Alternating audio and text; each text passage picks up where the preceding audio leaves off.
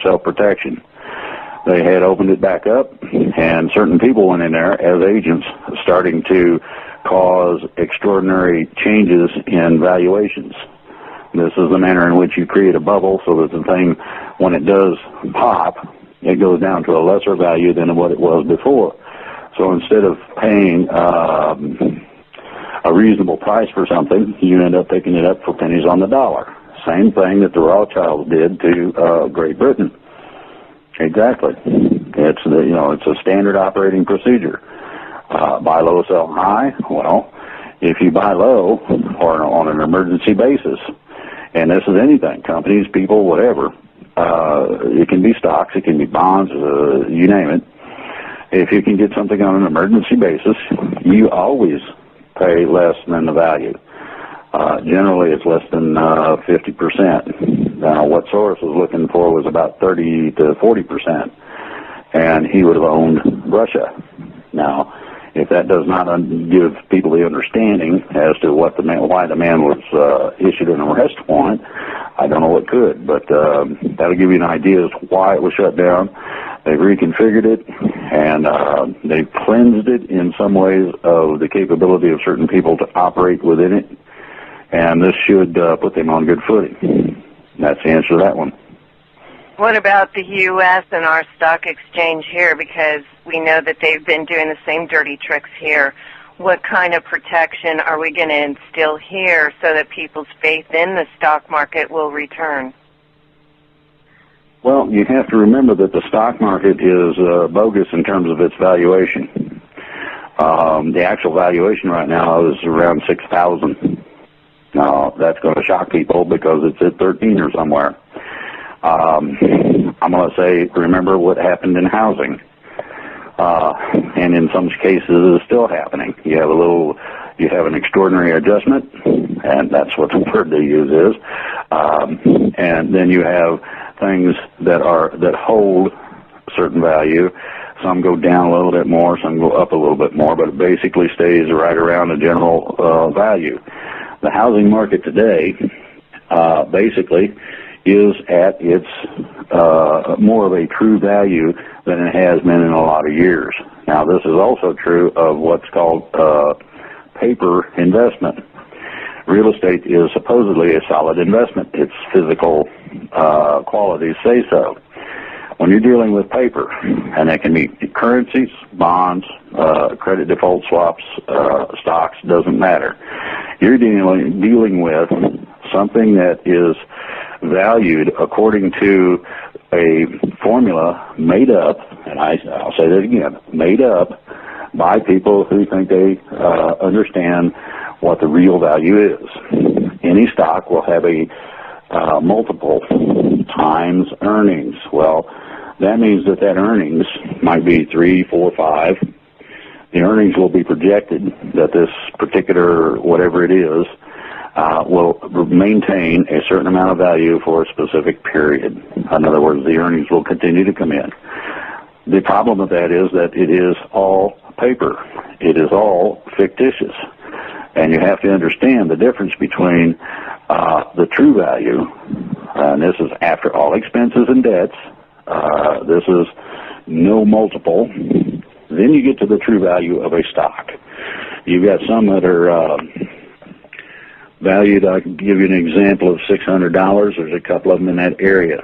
The actual true value of those stocks is around 200, if that. This will give you an idea as to the false presentation that you're getting. You'll find seasonally adjusted numbers, be that employment, unemployment, whatever. They seasonally adjust so that they don't have to tell you the truth. They can play with it any way they want. This goes back again to valuation. The printing of money dilutes the value of our currency. When they print $500 billion and send it off to Timbuktu land or the Eurozone or wherever it might be going, this causes the value of our currency to decline. Now, if you look at what's called the dollar exchange or valuation charts, you'll find that the dollar is somewhere around 70s, give or take, They were about 72 to about 78.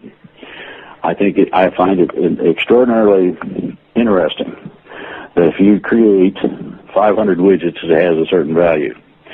When you go ahead and come back because it was a popular sale, and you make 1 million of them, well, then it's not a collector's item anymore.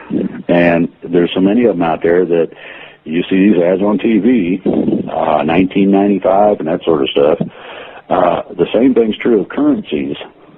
You make 1 million, you make 1 trillion, you make a bunch of them, the value of that has to go down because you're dividing by the number of the currency available.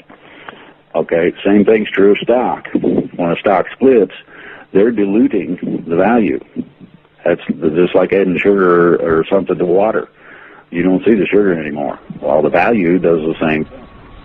All right. Hey, Drake, we're going to go ahead and take a break here since we are at the top of the hour. So, Dave, you got it, kiddo. Okay, I want to go into the housing that you brought up, and that leads me to the straw man account, which is supposed to be in our name and tied to our birth certificate, and people paying for their homes with their straw man accounts. Can you explain if the straw man accounts are viable, one, and number two, what about these people that are losing their homes that have actually paid for them? Well, now you're getting into a couple of different things, but specifically the straw man doesn't exist. And what it is an equity issued according to your value. Generally, it's around $3 billion. This goes directly to the Fed in terms of valuation upon birth. Consequently, they can manufacture $3 billion of money that you get to be tied to and spend it any way they please. The other part of this is that you have to remember that because of the fictitiousness of the origins of these actions, this goes to the corporate government, okay? A corporation has no more right than Walmart or somebody else to collect taxes, for one. Number two, they do not have the capability to legally operate, and I'll say that again, lawfully operate as an entity where it regards a free people. This is the reasons for the work that we completed in another project, and the reason for using our basic documents outside ideology of banking. The other part of this is that you have people losing their homes because they don't understand that they are actually issuing the credit to the mortgage holders against themselves. In other words, you are worth X amount of money. If you sign a paper, there's no transfer of funds. Or you get a loan or what? It's not transfer of funds. They go on a computer screen and change some numbers, and that's it. There is no value that moves. This is the part of the Ponzi scheme that people do not understand fully. The premise of this is that the same way they can print money out of thin air with no back, they can also add values to things. This deals with basic papers of any kind, be that currency, stocks, bonds, doesn't matter. Those things are intrinsically worth the money, worth in money value, the paper they're printed on, pretty much. Doesn't matter whether somebody likes that or not. Now, the problem with this is that people have been playing the freedom or sovereign philosophy game with these accounts. Now, anybody that pulls funds out of these accounts, they will come after you eventually. You might get 120 days. When they come after you, you're in trouble. You're going to get some time in federal prison, and you're going to lose everything, period. That's the way it's done. This is another part of the Ponzi scheme. They also make money when they put you in prison, so they're making money that way. And then you want to add to it. They just took real property that you acquired through the use of their own system. So they are profiting like crazy off of this. Now, the other part is this. As the issuer of the credit, the individual does not owe, but the banks do. This is a part of the reverse that they put in to cause us to think certain things. It's called brainwashing in some circles. It's called conditioning in others. People have been led down the rosy path that when you apply for a loan, you are actually getting an intrinsic value when you're not. It doesn't matter what you're getting a loan for. It can be housing or whatever. As far as fighting that sort of thing, there's several places you can go. What's in your debt? It comes to mind. Deatra, what is that site that Terry's involved with? What lies in your debt? There we go. You put that in your search engine and you'll come up with some answers. Now, she does not particularly handle directly things dealing with mortgages, but there are people there who do. Now, there's a whole lot of things in legalistics, in legal terms, that most average people are unaware of due to the bankruptcies that this country's had. And the first one was back in 1929. We operate under what's called Unified Commercial Code. Everything is commerce. Nothing that we generate in this country in terms of value goes to pay our national debt. It goes to pay the servicing or interest on that debt. In other words, the interest accrued quicker and made the original sum bigger at a faster rate than we paid against it. The indebtedness, as you can see if you look around, I mean, this is all online. You can see it in terms of reports even on Fox News. Many people tell you that this is not possible to pay back. So that means that we are a creditor nation. We're all broke, and we don't even know it. It's been hidden, and it's been hidden well. So the straw man ideology, yes, it does have some legal valuation. It does have some legal ramification, but using the Unified Commercial Code as an international law whereby all commerce is conducted within this field of combination of understanding and enforcement, then everybody has to pay everybody certain portions of bills when they're doing payable.